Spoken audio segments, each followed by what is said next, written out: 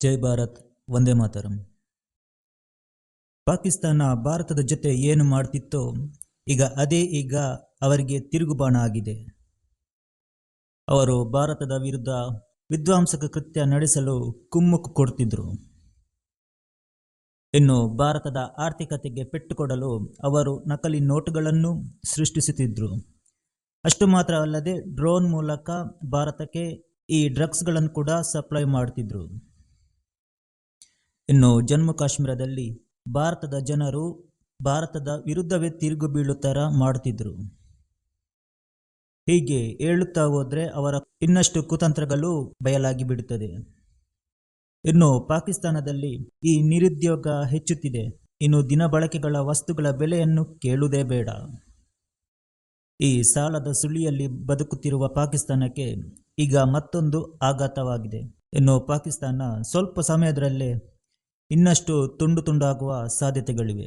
ಯಾಕಂದರೆ ಪಾಕಿಸ್ತಾನದಲ್ಲಿ ಸಪ್ರೇಟ್ ರಾಷ್ಟ್ರಕ್ಕಾಗಿ ಈ ಹೋರಾಟ ನಡೆಯುತ್ತಿದೆ.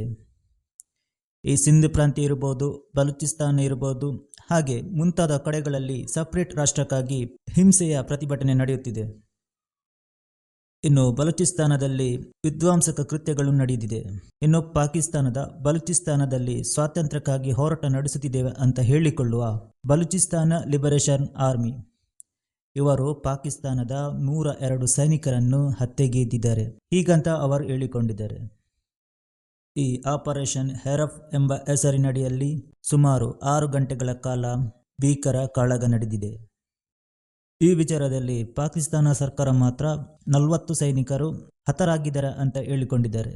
ಆದರೆ ಬಲೂಚಿಸ್ತಾನ ಲಿಬರೇಷನ್ ಆರ್ಮಿ ಸುಮಾರು 102ಕ್ಕಿಂತಲೂ ಹೆಚ್ಚಿನ ಸೈನಿಕರನ್ನು ಹತ್ಯೆಗೈದಿದ್ದೇವೆ ಅಂತ ಹೇಳಿಕೊಂಡಿದ್ದಾರೆ. ಈ ಬಲೂಚಿಸ್ತಾನ ಲಿಬರೇಷನ್ ಆರ್ಮಿ ಅವರು ಪಾಕಿಸ್ತಾನದ ಸೈನಿಕರ ಜೊತೆ ಮಾತ್ರವಲ್ಲ, ಇತ್ತೀಚೆಗೆ ಸಿಪೆಕ್ನಲ್ಲಿ ಕೆಲಸ ಮಾಡುತ್ತಿರುವ ಚೀನಿ ನಾಗರಿಕರ ಮೇಲೂ ಕೂಡ ಅವರು ದಾಳಿ ನಡೆಸಿದ್ದಾರೆ. ಈ ಬಲೂಚಿಸ್ತಾನ ಲಿಬರೇಷನ್ ಆರ್ಮಿ ಅವರು 2 ಗಾಡಿಗಳಲ್ಲಿ ಸ್ಫೋಟಕಗಳನ್ನು ತುಂಬಿಸಿದ್ರು. ವೇಗವಾಗಿ ಬಂದು ಸೇನಾ ಕ್ಯಾಂಪ್ ಮೇಲೆ ಸ್ಫೋಟಗೊಳಿಸಿದ್ರು.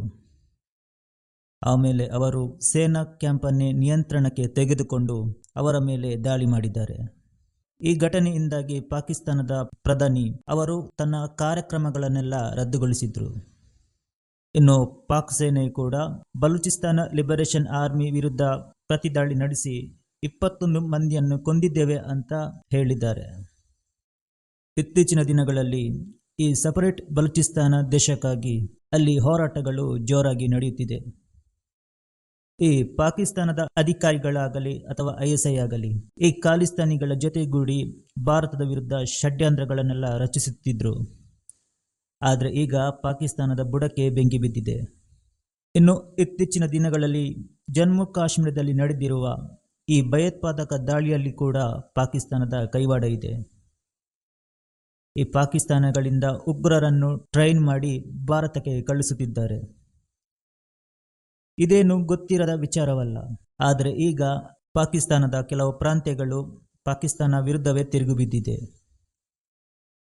ಆ ಕಡೆ ಅಫ್ಘಾನಿಸ್ತಾನವು ಕೂಡ ಪಾಕ್ ಸೈನಿಕರ ಮೇಲೆ ದಾಳಿ ನಡೆಸುತ್ತಿದೆ. ಈ ಪಾಕಿಸ್ತಾನ ಹಾಗೂ ಅಫ್ಘಾನಿಸ್ತಾನಗಳ ನಡೆ ಇರುವ ಈ ಡೋರನ್ ಲೈನ್ ವಿಚಾರವಾಗಿ ಈ 2 ರಾಷ್ಟ್ರಗಳ ಮಧ್ಯೆ ಪರಸ್ಪರ ದಾಳಿ ನಡೆಯುತ್ತಿದೆ. ಇನ್ನು ಪಾಕಿಸ್ತಾನದೊಳಗಿರುವ ಈ ತೆಹರಿಕ್ ಎ ತಾಲಿಬಾನ್ ಕೂಡ ಪಾಕಿಸ್ತಾನ ಸೇನೆಯ ವಿರುದ್ಧ ದಾಳಿ ನಡೆಸುತ್ತಿದೆ. ಹೀಗೆ ಪಾಕಿಸ್ತಾನದ ವಿರುದ್ಧ ಎಲ್ಲರೂ ತಿರುಗಿ ಬಿದ್ದಿದ್ದಾರೆ. ಮುಂಬರುವ ದಿನಗಳಲ್ಲಿ ಈ ದಾಳಿಗಳು ಇನ್ನಷ್ಟು ಹೆಚ್ಚಾಗುವ ಸಾಧ್ಯತೆಗಳಿವೆ.